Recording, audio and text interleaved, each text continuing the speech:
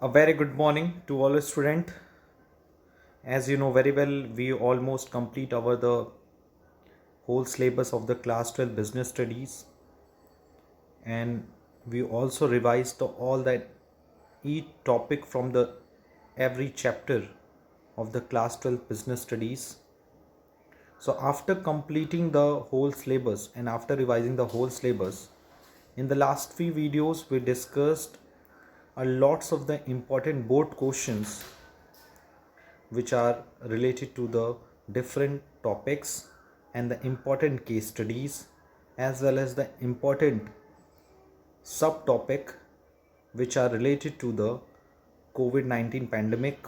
And you know very well, in the last few videos we already discussed the impact of COVID-19 on the different sector of the economy, which helps to solve the various case studies in your examination.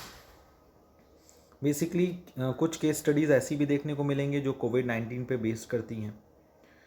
उस point of view से हम लोगों ने काफ़ी content पे discuss किया है कि ऑटोमोबाइल सेक्टर हो, चाहे वो हमारा ट्रांसपोर्टेशन सेक्टर हो, होटल एंड टेलीकॉम इंडस्ट्रीज़ हों, आपका प्रोडक्शन सेक्टर्स हों, मैन्युफैक्चरिंग सेक्टर्स हो, सर्विस सेक्टर हों, वो कैसे इस पूरे लॉकडाउन पीरियड में और लॉकडाउन के बाद किस तरह से अफेक्ट हुआ है, उसको कितने लॉसेस हुए हैं, गवर्नमेंट पे क्या क्या लॉसेस हुए हैं, हमारे जो 3 मेजर सेक्टर्स हैं, primary sector, secondary sector and tertiary sector, उस पर क्या इफेक्ट पड़ा है. So after completing the whole syllabus, let's we move to the discussion on the CBSE examination paper 2019. हम लोगों ने ऑलरेडी 2020 का जो क्वेश्चन पेपर था, sample paper which are issued by the CBSE on the 9 October 2020, हम लोगों ने already discuss कर लिया है. उसके बाद हम लोग डिस्कस कर रहे हैं जो एग्ज़ामिनेशन पेपर आया था 2019 में. उसके बाद हम लोग 2020 में जो एग्ज़ामिनेशन पेपर आया था उस पर डिस्कस करेंगे. और आई होप कि आपको हर चीज़ें क्लियर होंगी, what is a paper pattern. और कुछ क्वेश्चन से भी होंगे इस पेपर में जो कि आपके सिलेबस से एक्सक्लूड हो गए, because you know very well कि ड्यू टू द कोविड-19 सिचुएशन आपके जो सिलेबस हैं वो अप टू 30% क्या कर दिए गए हैं, रिड्यूस कर दिए गए हैं. पेपर पैटर्न सेम है जैसे पिछले साल था. पेपर पैटर्न क्या है, 1 मार्क्स के क्वेश्चन होंगे जिन्हें आपको 1 वर्ड टू 1 सेंटेंस में आंसर करना है. 3 मार्क्स के जो क्वेश्चंस हैं उनको आपको 50 to 75 वर्ड्स में आंसर करना है. 4 to 5 मार्क्स के जो क्वेश्चन हैं उसे 150 वर्ड्स में कंप्लीट करना है. एंड 6 मार्क्स के question may be about 200 words. And the very important instruction of this question is attempt all parts of the question together. यानी अगर आपके जितने भी पार्ट हैं, part A, B, C, D, इस पूरे पेपर में उसके हर पार्ट के जितने भी क्वेश्चंस हो, 1 हो, 2 हो, 3 हो, 4 हो, उन सबको एक साथ करना है. जैसे पार्ट A का क्वेश्चन वाली 1 से 20 है, तो all the 1 to 20 questions attempt at together, मतलब एक साथ अटेम्प्ट करना है. सीरियल वाइज की ज़रूरत नहीं, लेकिन एक साथ होनी चाहिए. ऐसा नहीं कि पार्ट A का क्वेश्चन आपने फर्स्ट पेज पे किया है और फिर कुछ क्वेश्चन जो बच गए उसे आपने लास्ट पेज पे कर लिया. ये कुछ इंपॉर्टेंट इंस्ट्रक्शन है. ये कुछ बेसिक इंस्ट्रक्शन के बाद let's we discuss the first question of the question paper 2019. The first question जिसको इंटरनल चॉइस पे मिली है, डिफाइन वर्कफोर्स एनालिसिस और define selection. So you know very well what is selection and what is workforce analysis. Workforce analysis is an assessment of the number and the time of human resource available for the performance of various job and achieving organizational goal.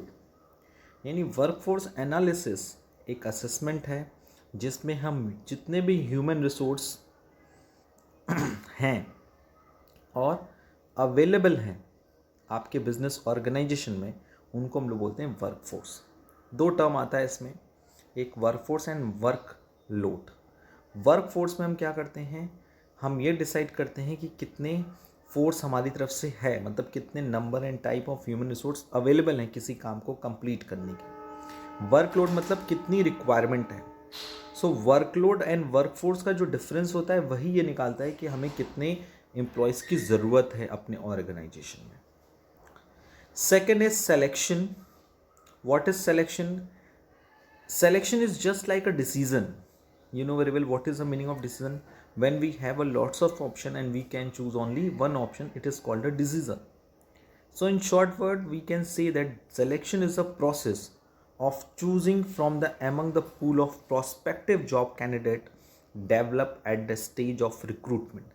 यानी selection एक ऐसा process है जिसमें हम अपने available recruitment से जो भी अवेलेबल कैंडिडेट्स हैं उनमें से जो सुटेबल कैंडिडेट्स होते हैं, जो रिक्वायर्ड कैंडिडेट्स होते हैं, उनको सेलेक्ट करते हैं। तो ये इंटरनल चॉइस के क्वेश्चन थे 1 मार्क्स के। Second question case study type का है, शॉर्ट आंसर टाइप में। Appliances India limited is engage in manufacturing and distribution of home appliance since 1987. It has a good name in the market as the company is producing good quality appliances. It has separate department for manufacturing, finance, sales, maintenance services and technical services to achieve specialization. Since the area of operation of the company have increased and customer have become more demanding, the company decided to modify the existing principle of management to meet the challenging requirement of the environment. State the general principle of the management which the company wants to modify to meet the changing requirement. यानी इसमें पूछा कौन सा ऐसा principle of management है जिसे company को modify करना चाहिए ताकि वो अपने चेंजेस जो चेंज हो रहा है एनवायरनमेंट में उसको फेस आउट कर सके। इसमें कह रहा है एक कंपनी है जो 1987 से काम कर रही है होम अप्लायंस को मैन्युफैक्चर करने का, उसको डिस्ट्रीब्यूट करने का। उसका एक अच्छा नाम है मार्केट में क्योंकि वो अच्छी क्वालिटी के अप्लायंसेस बनाती है। उसके सेपरेट डिपार्टमेंट है जो कि मैन्युफैक्चरिंग, फाइनेंस, सेल्स, मेंटेनेंस और टेक्निकल सर्विस बनाती है ताकि स्पेशलाइजेशन अचीव हो। इन एरिया में ऑपरेशन करने कंपनी बहुत इंक्रीज हुई, कस्टमर भी बहुत ज़्यादा डिमांडिंग हो गए, कस्टमर बहुत ज़्यादा चीज़ें मांग रहे हैं, मतलब बहुत सारे प्रोडक्ट मांग रहे हैं। The company decide to modify the increased and customer have becoming more demanded. यानी कंपनी चाह रही है कि उसके जो कस्टमर जो बढ़ रहे हैं वो और बढ़े और उसका जो स्केल ऑफ एरिया है, जो ऑपरेशन साइकिल है, जो उसका प्रोडक्शन साइकिल है, प्रोडक्शन स्केल है, बिजनेस साइकिल किसे कहते हैं स्केल ऑफ प्रोडक्शन, उसे वो इंक्रीज़ करना चाहती है। तो सिचुएशन में अगर कौन सा प्रिंसिपल ऑफ मैनेजमेंट यहाँ पे दिख रहा है, यू कैन सी दैट यहाँ पर हम लोग बात कर रहे हैं डिवीज़न ऑफ वर्क की, क्योंकि इसमें हर काम को छोटे छोटे पार्ट में बांटा गया है, जैसे कि manufacturing, finance, sales, maintenance service, technical services. तो उसे अपने इस प्रिंसिपल को मॉडिफाई करने की ज़रूरत है that the work should be divided into small task job each perform by the specialist. Next second question, how does financial market facilitate price discovery of the financial assets. देखिए term financial assets, physical assets, physical assets क्या होते हैं, like a furniture, ये physical assets हैं। Land, physical, land तो god gifted assets है। Building physical assets है। Financial assets क्या होती हैं, लाइक अ सिक्योरिटीज जिनको हम ट्रेड करते हैं। तो financial market facilitate price discovery for financial assets bye interaction of forces of demand and supply. यानी कि जो मार्केट में डिमांड एंड सप्लाई होती है, ठीक है, डिमांड एंड सप्लाई के फोर्सेस के बेसिस पे हम फाइनेंशियल एसेट्स से क्या करते हैं, प्राइस डिसाइड करते हैं। यानी कि you know very well financial assets means share, debenture, bonds, इन सब की जो भी डिमांड एंड सप्लाई होती है उससे उनकी प्राइस डिसाइड होती है। तो फाइनेंशियल मार्केट फिजिकल एसेट्स की प्राइस कैसे डिसाइड करता है, प्राइस डिस्कवरी कैसे करता है, with their forces of demand and supply. Next question number 4, Biru Nandan, chairman of Lalit Group of Company, founded Biru University for undergraduate and postgraduate courses in the diverse discipline. The Information Technology Department of the Lalit Power Limited had few vacancies related to the cyber security. The human resource department of the company decided to recruit fresh engineering graduate from BU University from the same. Identify the type of recruitment of source of recruitment. You know very well basically दो तरह की source of recruitment है, internal and external. Internal में दो ही होता है, एक promotion और एक ट्रांसफ़र.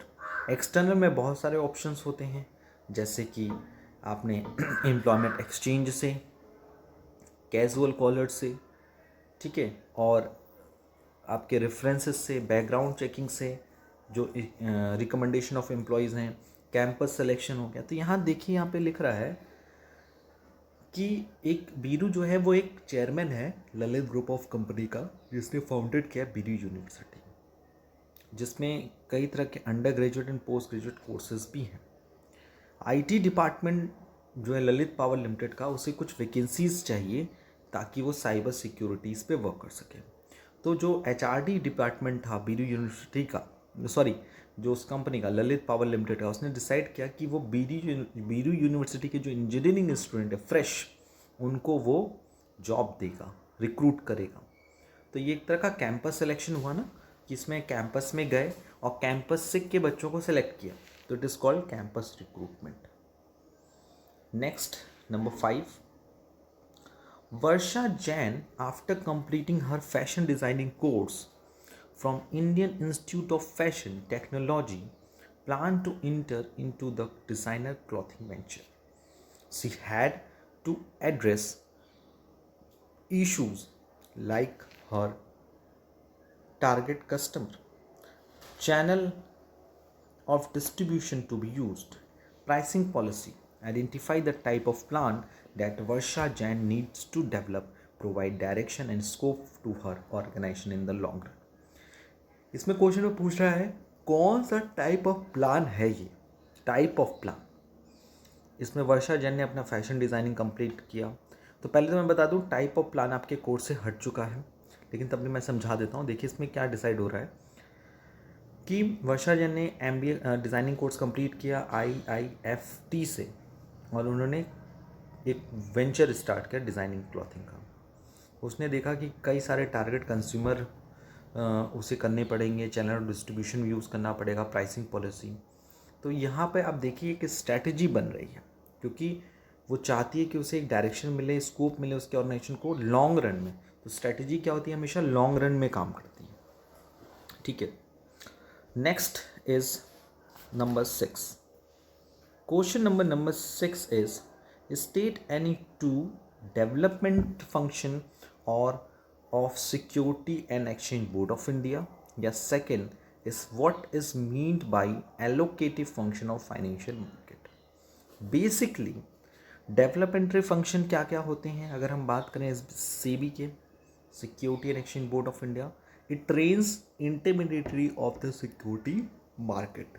ये क्या करते हैं, ये इंटरमीडियरीज को ट्रेन करते हैं, मीडिएटर्स को. It conducts research and publishing information useful to our market participants.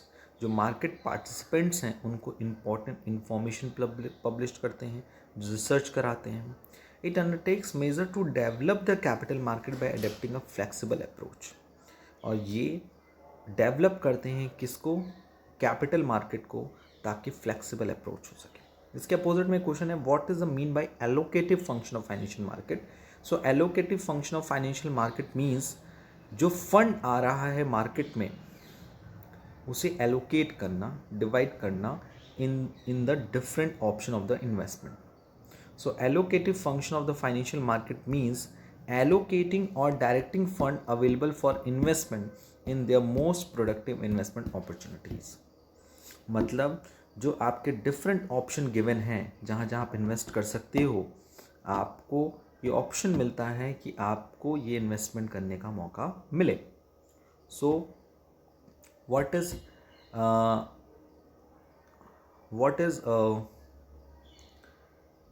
allocative function of financial market? Allocative function of financial market means allocating or directing funds available for investment into their most productive investment opportunities. The next question number 7. Beena has using Klein, a famous detergent available in the market. On watching numerous advertisements in the television, she decided to try a new brand of detergent. When she went to the nearby store to purchase the same, she saw detergent of the other producer making similar claims of whiteness and stain removing abilities. Hence, she could not make up her mind as which detergent to purchase. अब देखिए खुद ही clear कह रहा है कि बीना ने using क्या Klein, एक फेमस डिटर्जेंट था, मार्केट में था, उसने कई सारे एडवर्टाइजमेंट देखे थे टेलीविज़न में, तो उसने डिसाइड किया कि वो एक नए ब्रांड का डिटर्जेंट लेगी। जब वो गई स्टोर पे और देखा डिटर्जेंट पे, डिटर्जेंट के पैकेट्स पे लिखा होता है यूनिवर पे, उन सब के सब एक ही क्लेम कर रहे थे कि वो जो दाग हैं वो हटा देंगे, आपके कपड़े में चमकाहट आएगी, वाइटनेस आएगा। और वो कंफ्यूज हो गई कि वो कौन सा डिटर्जेंट खरीदें। तो यू नो वेरी वेल, एक राइट होता है कंज्यूमर को, होता है राइट टू चूज़। तो वो राइट टू चूज़, उसके पास कई सारे प्रोडक्ट हैं, वो सारे प्रोडक्ट को ना चूज़ करे, एक को चूज़ करे, दो को चूज़ करे, वो उसकी चॉइस है। लेकिन यहाँ पर वो कंफ्यूज हो गई। आपको पूछ रहा है name the objection of advertisement being discussed in this case, यानी एडवर्टाइजमेंट का कौन सा डिमेरिट है या एडवर्टाइजमेंट का कौन सा ऑब्जेक्शन है यहाँ पे डिस्कस किया गया है, वो है that is an advertising confuses the buyer. यानी you can see that buyer कभी कभी एडवर्टाइजमेंट देख के कन्फ्यूज आते हैं कि वो कौन सा प्रोडक्ट खरीदे। ठीक है, so the answer is advertising confuses the buyers.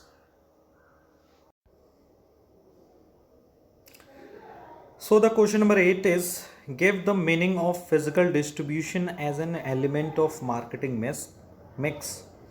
And the second question as an internal choice is, what is mean by marketing management? So what is the meaning of physical distribution? You know very well, if we are talking about the element of marketing mix, so they are basically 4 element of marketing mix, that is in price mix, products mix, place mix and promotion mix. If you are talking about the product physical distribution, and it is in 4th and very important element of marketing mix, that is in place mix. So place or physical distribution means set of activities that make firms' products available to the target consumer. It consists of all the activities involved in transferring ownership and physical possession of the product to the consumer. यानी कि place या physical distribution element है marketing mix का, जिसमें कि हम product को available कराते हैं टू द टारगेट कंज्यूमर्स। इसमें हम सारी एक्टिविटी को इन्वॉल्व करते हैं कि हम किस तरह से अपने प्रोडक्ट को from the place of the manufacturer till the place of the consumption, यानी मैन्युफैक्चरिंग प्लेस से कैसे उसे कंजप्शन प्लेस तक पहुंचाया जाए। Second is, what is mean by marketing management? So is it very easy? Marketing management is the art and science of choosing target market.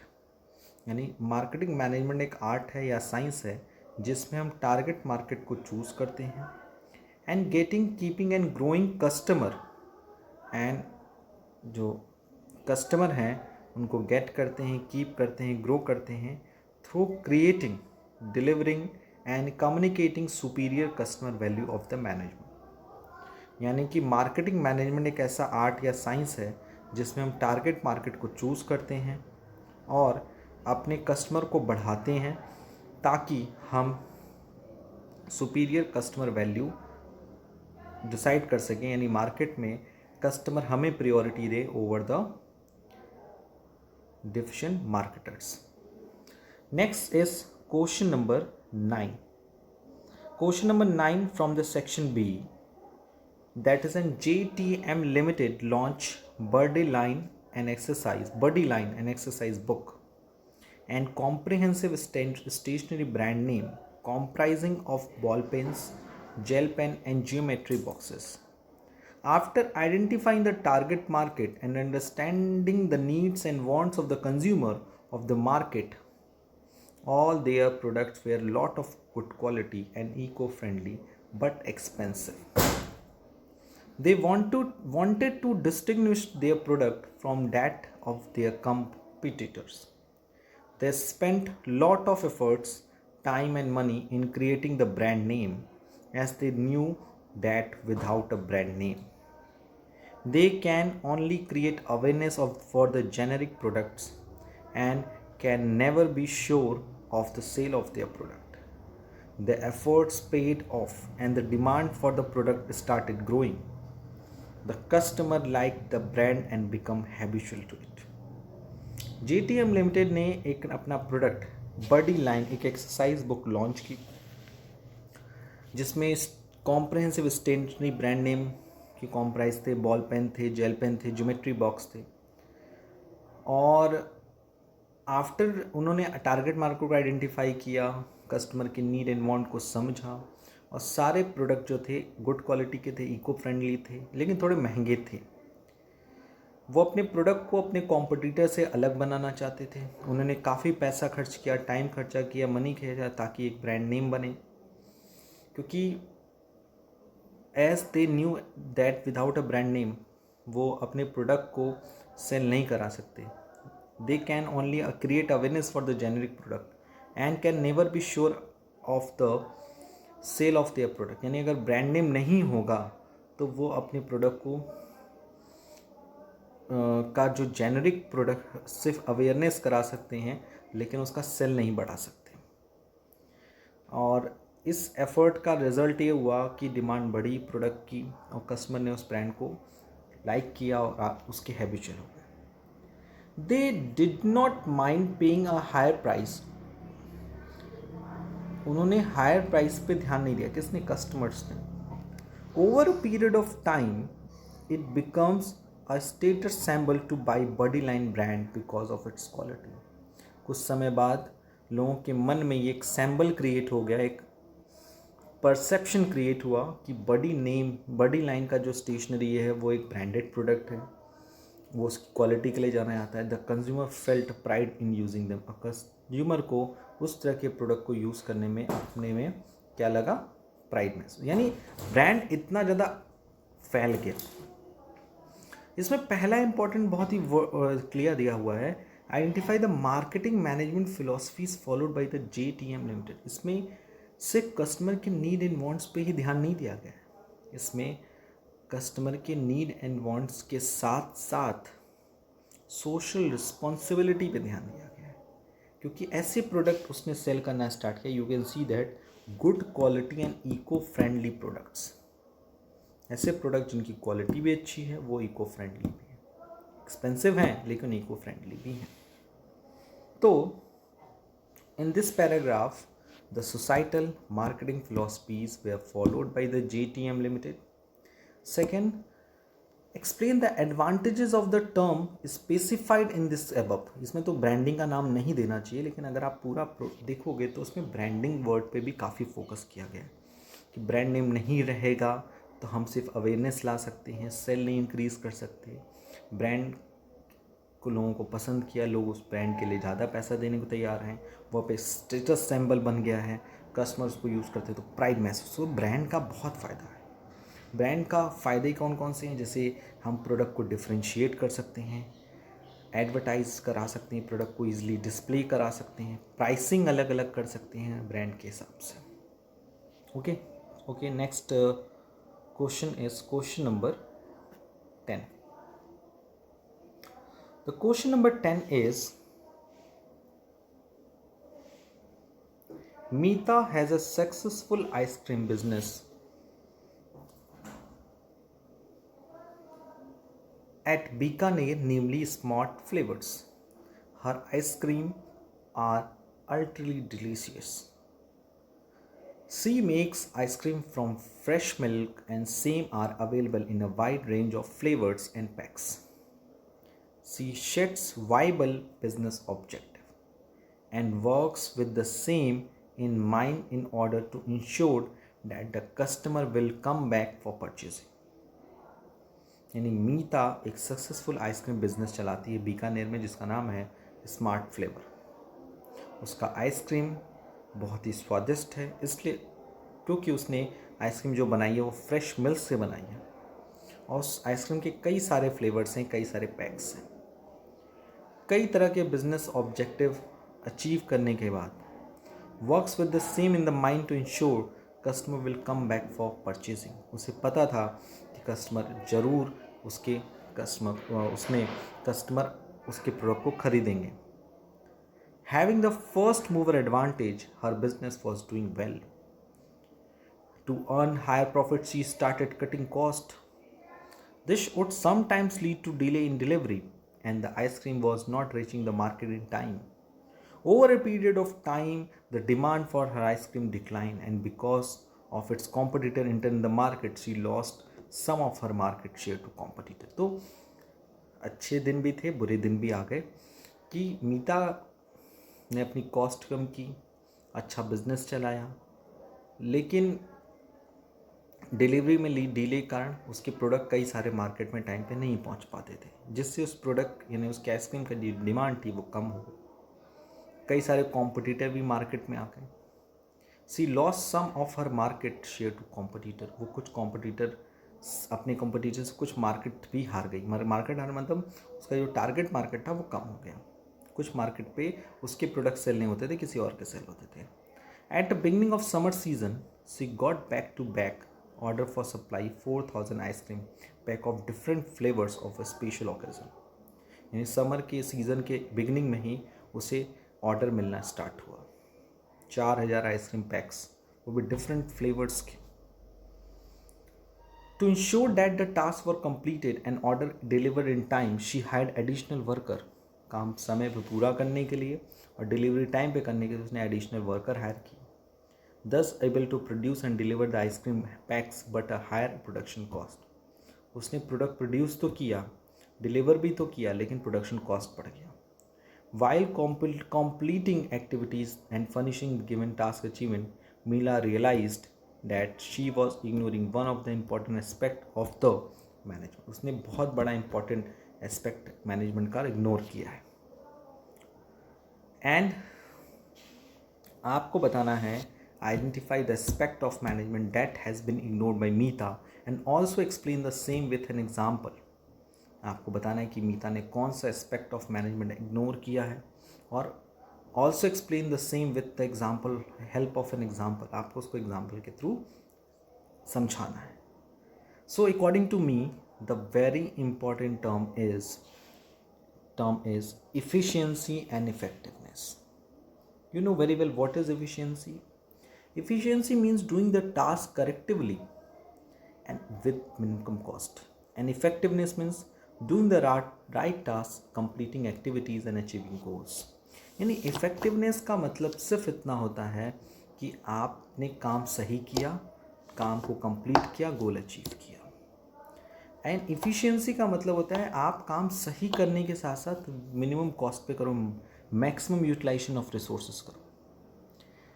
और इसमें example भी दिया है, say a company largest production is 5000 unit in year.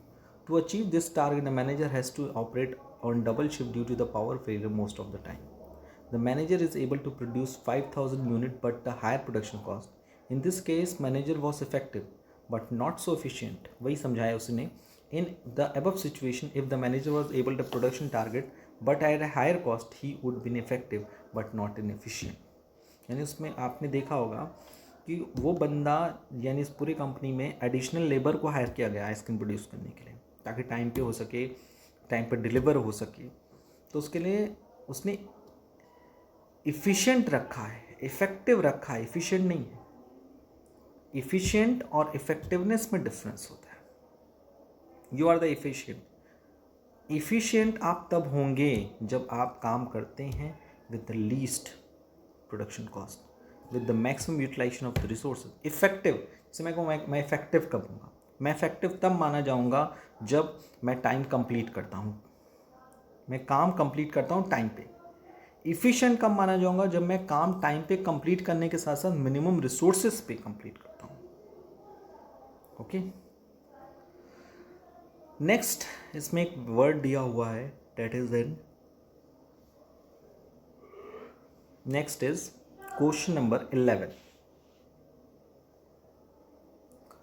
State the job enrichment and employees participation and non-financial incentive and how they are motivate employee. You know very well, employees को motivate करने के लिए हम कई तरीके के non financial incentive and financial incentive provide करते हैं.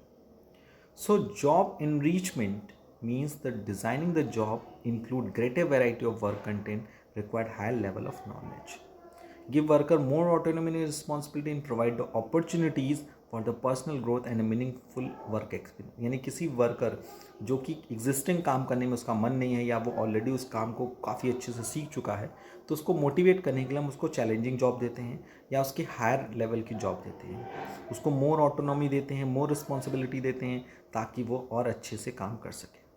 एंड एम्प्लॉयज़ पार्टिसिपेशन का मतलब होता है कि employees participation means giving more autonomy and power to the employees. It makes them feel jobs are important, and his feeling makes them contribute positively to the use of their skill, talents and the job performance. Job enrichment का मतलब है कि उसे हम higher level का work दें. जैसे वो मिडिल लेवल पे वर्क कर रहा है लेकिन उसे हम टॉप लेवल का कुछ काम दें तो उसे हम बोलेंगे जॉब एनरिचमेंट. एम्प्लॉय पार्टिसिपेशन का मतलब होता है मिडिल लेवल के ही काम करने के लिए जो उसे राइट नहीं मिले हैं उसे और सारे एक्स्ट्रा राइट्स प्रोवाइड किए जाए. ओके, सो ये है job enrichment and employ participation के बीच में डिफरेंस. और इन्हें हम बेसिकली उन सारे एम्प्लॉयज़ जो हायर स्किल्ड एम्प्लॉयज़ हैं, जो अपने लेवल पे काफ़ी ज़्यादा अचीव कर चुके हैं, उनको बूस्ट करने के लिए, उन्हें मोरल हाई करने के लिए उन्हें इन तरह के नॉन फाइनेंशियल इंसेंटिव प्रोवाइड किए जाते हैं. ओके, सो आज के इस वीडियो में इतना ही. कल के वीडियोज़ में और सारे क्वेश्चन भी डिस्कस करेंगे. Thank you, thanks a lot, take care.